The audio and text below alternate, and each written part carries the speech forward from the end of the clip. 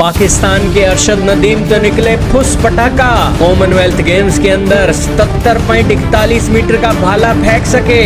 9वें स्थान पर रहे। पाकिस्तानियों का रो रो कर हुआ बुरा हाल। जी हाँ दोस्तों, कॉमनवेल्थ गेम्स के अंदर पाकिस्तान को गोल्ड की उम्मीद थी, लेकिन वो गोल्ड जैवलिन के अंदर उन्हें ना मिल सका। अरशद नदीम जो ओलंपिक गेम्स के अंदर 92.97 मीटर का इतना लंबा भाला फेंक कर गोल्ड जीत चुके हैं और अपना नाम गिना चुके हैं, वो दोस्तों ग्लासगो के कॉमनवेल्थ गेम्स में फीके पड़ते नजर आए। दोस्तों भाला फेंक स्पर्धा में ओलंपिक चैंपियन अरशद नदीम की हाइप तो बहुत थी, लेकिन प्रदर्शन बेहद निराशाजनक रहा। ओलंपिक के बाद ग्लासगो कॉमनवेल्थ गेम्स में वो 9वें स्थान पर रहे, क्योंकि फाइनल में वो 80 मीटर की दूरी भी पार नहीं कर पाए और फाइनल के लिए क्वालिफाई भी नहीं कर पाए। दोस्तों अरशद नदीम ने तैयारी ही नहीं की। दोस्तों ओलंपिक जीतने के बाद ऐसे लगता है कि अरशद नदीम दोस्तों अपनी लग्जरी लाइफ के अंदर ज़्यादा बिजी हो गए और उन्होंने दोस्तों चोट, सर्जरी और इसी के साथ अपनी फिटनेस पर ध्यान नहीं दिया, जिस कारण से दोस्तों वो 77.41 मीटर का सर्वश्रेष्ठ स्कोर ही कर पाए।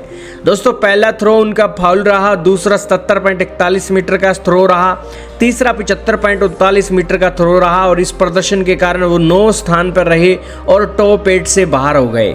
दरअसल फाइनल में जगह बनाने के लिए सभी खिलाड़ियों को पहले 3 ट्राई दिए जाते हैं। इन पहले 3 प्रयासों के बाद जो खिलाड़ी सर्वश्रेष्ठ प्रदर्शन के आधार पर टॉप 8 में जगह बनाते हैं, केवल उन्हीं को ही अतिरिक्त 3 ट्राई मिलते हैं, यानी कि कुल 6 थ्रो मिलते हैं। लेकिन अरशद नदीम तो केवल 3 थ्रो ही कर पाए और उसके अंदर ही वो बाहर हो गए। और फिर दोस्तों भारत के नीरज चोपड़ा ने 85.83 मीटर का भाला फेंककर सिल्वर जीता और श्रीलंका के रुमेश थरंगापथिगारागे ने 89.75 मीटर का थ्रो फेंककर गोल्ड मेडल पर कब्जा कर लिया।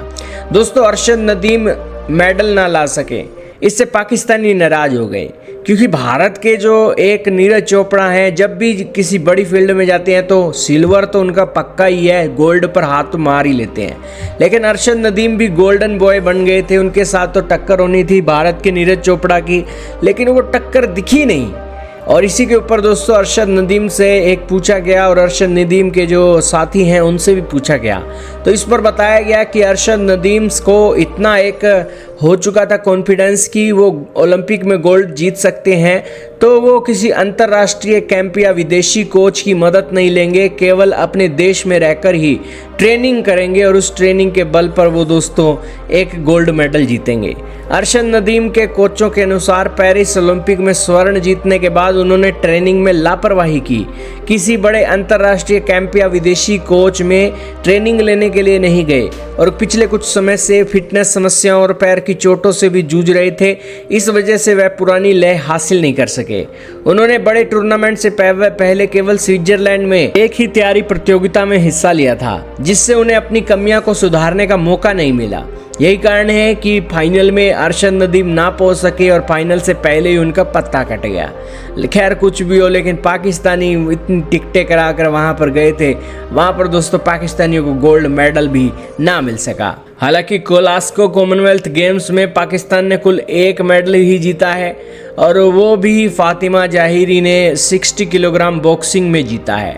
और इस एक कॉमनवेल्थ गेम में पाकिस्तान के पास सिर्फ 1 ही मेडल रहा और वो भी ब्रोंज रहा।